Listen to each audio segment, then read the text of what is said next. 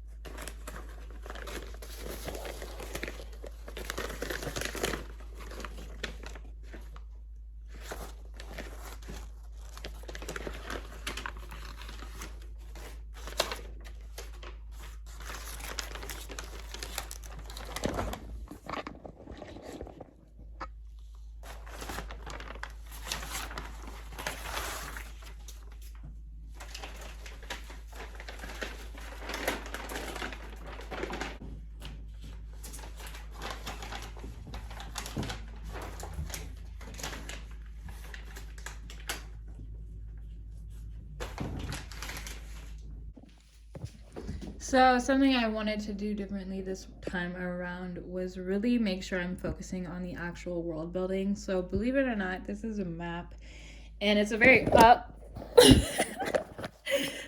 no, my tripod. Okay. It's a very rough map. It just got squares, like quadrants, and then dots for like locations and stuff. So, you know, as you can see, it's obviously very incomplete. It's the beginning of something, right? And so I'm wanting this time around, as I plot, to really focus on the world first and getting an understanding for this world that I'm trying to create. Okay, so I'm gonna show you guys some things close up because honestly, who cares?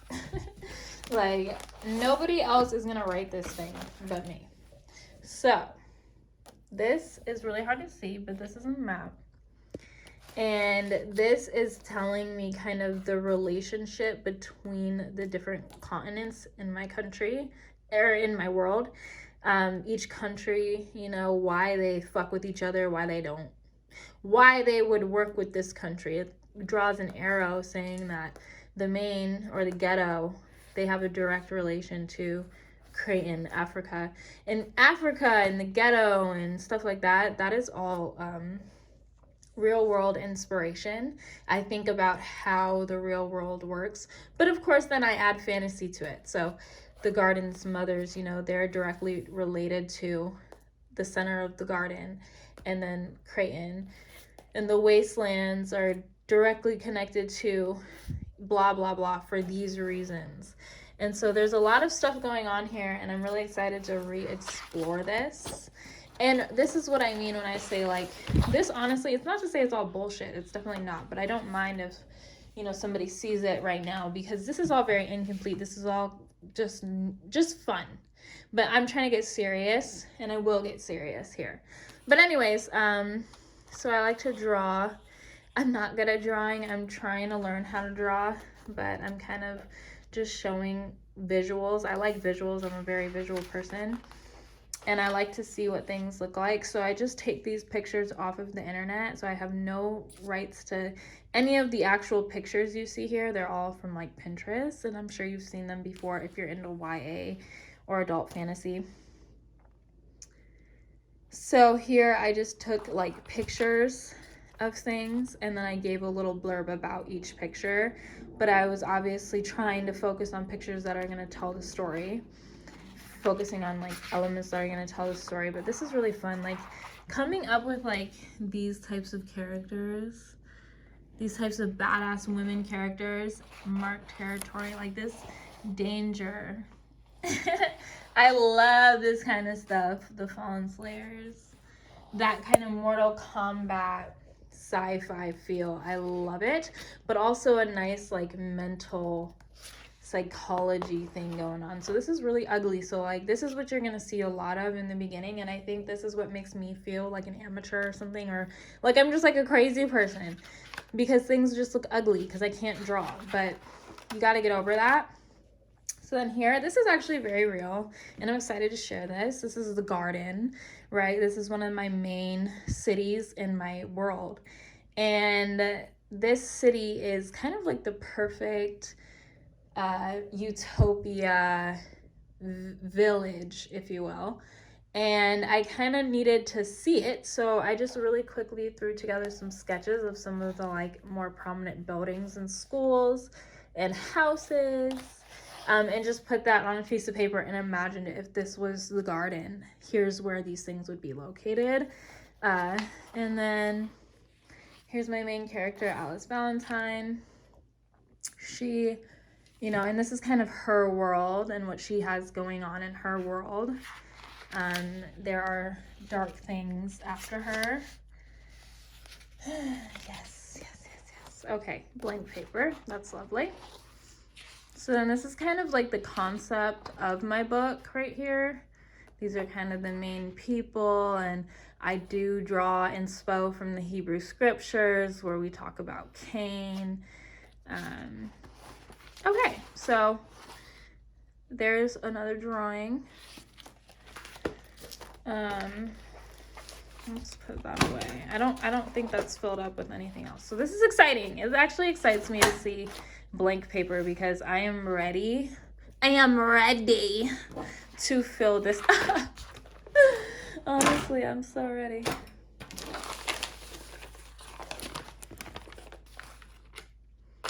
Once again, a map.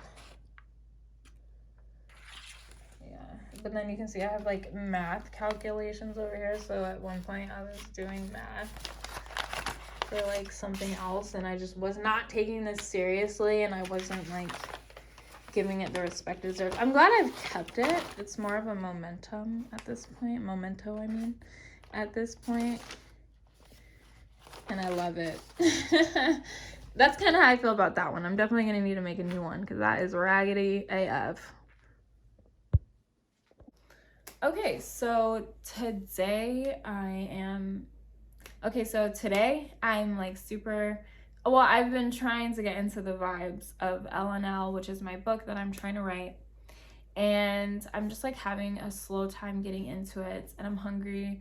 So I decided now would be a good time to take a break and actually do my assignment because I'm late on my assignment for class. I have to read, and I wanted to read the Hebrew scriptures on YouTube. I really wanted to bring that to YouTube. So I figured that this would be a good time to do that.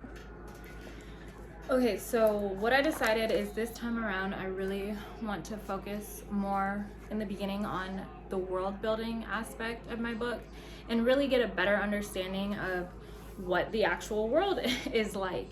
So I have different countries or continents in mind, but even before I get there, I want to start with the weather. So what I'm gonna do is an activity where I write down words that are related to or could be related to the weather.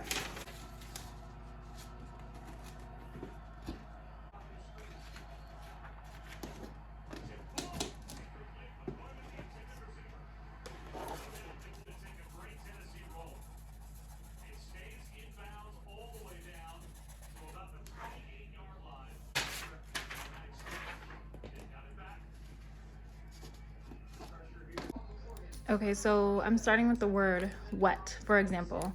And basically what I want to do is I want to try to zone out, get into the world of LNL and think of things that are related to wet. Like for me, this actually reminds me, and I'm going to rate this with a...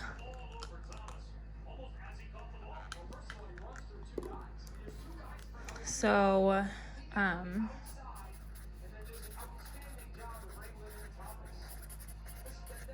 this reminds me of the water of chaos, which is, or the chaotic waters. I'm not sure how I want to call that.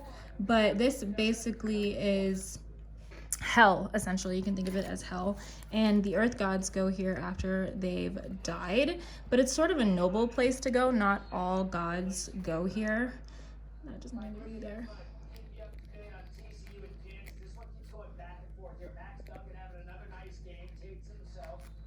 So the earth gods view some, okay, so, all right. After death, okay, the earth gods will actually put their bodies into the water of chaos, but this is viewed as like a noble act because not everybody wants to, you know, live in quote unquote hell, but these earth gods, you know, believe that they are 100% light, and so that they can actually, after they've died, go into the water of chaos and try to essentially help hell. So not all the gods do that, but that's one place that they can go. And so basically anything that reminds me of wet, or what can I think of that has to do with my world, what elements are in my world that I could start giving more detail about that have to do with wet. And that's what I'm gonna do for all of these words up here.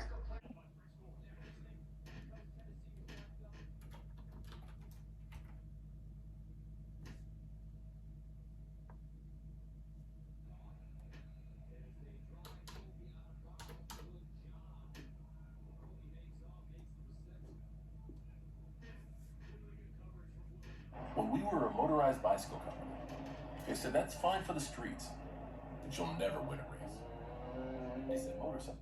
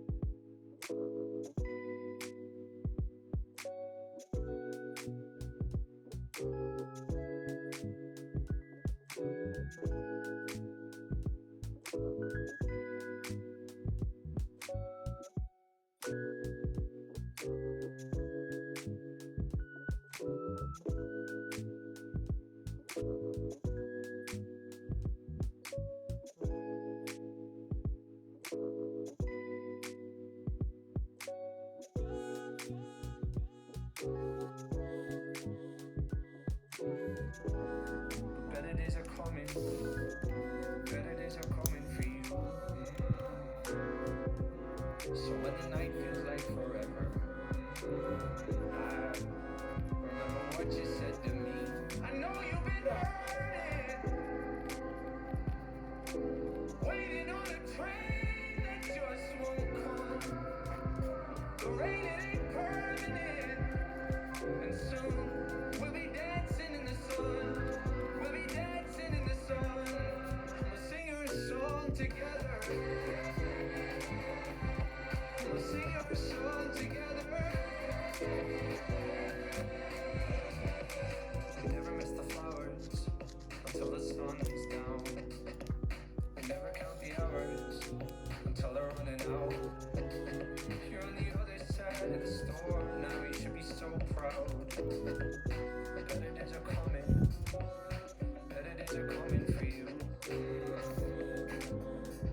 So when the night feels like forever, I'll remember what you said to me.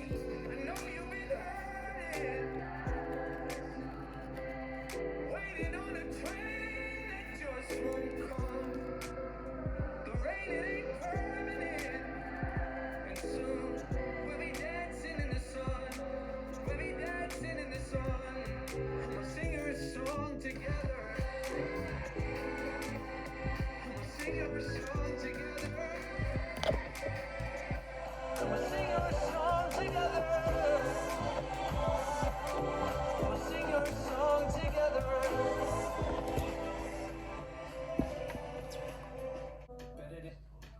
Okay, so I just wanted to really quickly say that it is so hard for me to try to just imagine things with no sort of reference or no sort of like pictures to look at. So as I'm doing this, I am going to pull up my old information on LNL and kind of work with this, because I do love my plot, like don't get me twisted, I love it, but I did want to just sort of like revamp and revive this story that was never told, and I want to kind of pull some of the inspiration from what I already have, so I can tell, like, so for example, I've got here that there's Creighton, the country, is extremely large, vast amounts of natural resources, home of the highest number of indigenous peoples and species.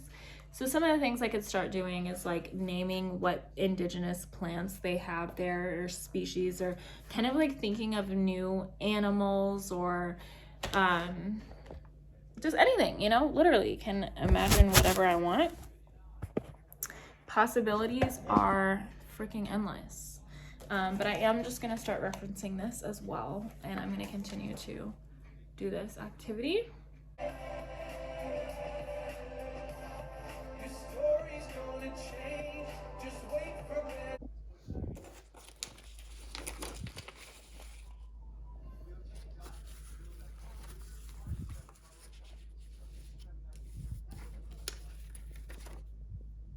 So one of the questions that I have is like, this is a creature that I got off Pinterest, but I really like it a lot, and I want to try to, you know, manipulate it or redesign it so that it can fit my world.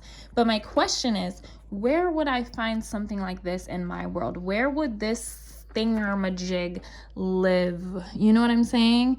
What sort of temperature does this thing, you know, like, how does this thing thrive? That's a question. Also, like, for example, this girl right here, this is sort of she belongs to the garden's mothers, right? And so she's like a warrior. Where does she live? What does her house look like? These are all the questions I want to have answered so I can really build my world before I continue to like move forward with my plot. Just because I want to have a more developed story. You know, I really want this to be epic. I really want it to be a long ass book. Like, honestly, I want it to be like 900 pages, you know, and it's just gonna be one novel. That's how I see it, but who knows? Things might change. But this stuff, I think that's in Asia or something. I don't know, but that's beautiful. Like, who lives here? What sort of animals live here? What's the weather like here? All right, I'm on it.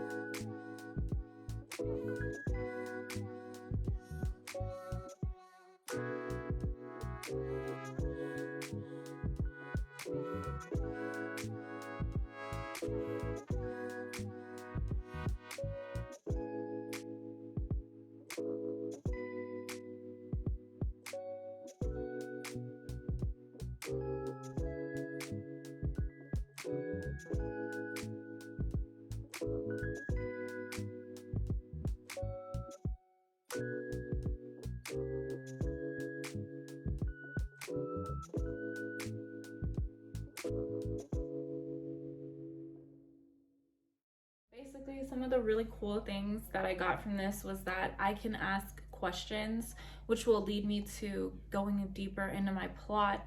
Getting to understand my world better is just like my goal this time around. But something that came out of this that I wasn't expecting to come out of this was this idea of not only being able to ask questions, but even the weather, knowing how the weather is in your cities, countries, can actually help you determine what the politics are like. And this isn't, I mean, I guess this is a little bit of politics. There's got to be politics in every single book because you have to know how the world, you know, operates and who's in charge. But something that was cool was like I wrote the word anarchy under hot, and in the streets, which is one of my cities, there's a lot of anarchy there because they have constant droughts and they're not being I guess taken care of. So there's a lot of anarchy, a lot of chaos in the streets, and that is where, to answer my earlier question, these guys would like thrive in anarchy. They thrive in chaos. So wherever that is, that's where you're gonna find dark creatures.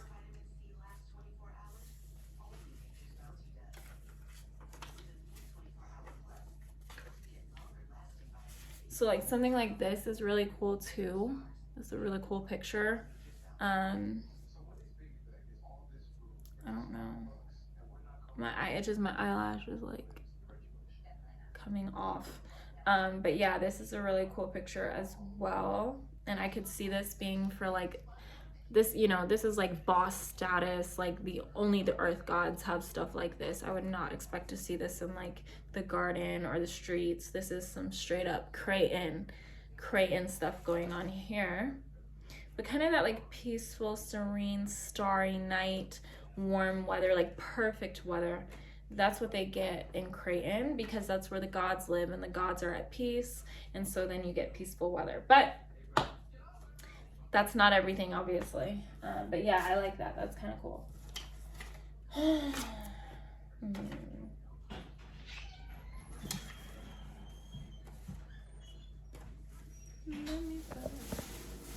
Hi. Yeah, okay, so anyways, activity accomplished. Thank you guys so much for watching. Please subscribe to my YouTube channel. It is October 8th today, and I am trying to hit 1,000 subscribers by the end of this year, so please help your sister out. Comment below whatever you're writing or whatever ideas you have. I think that'll be fun, but obviously keep your secrets. Don't give everything away. Don't give away all your sauce. Thanks for watching.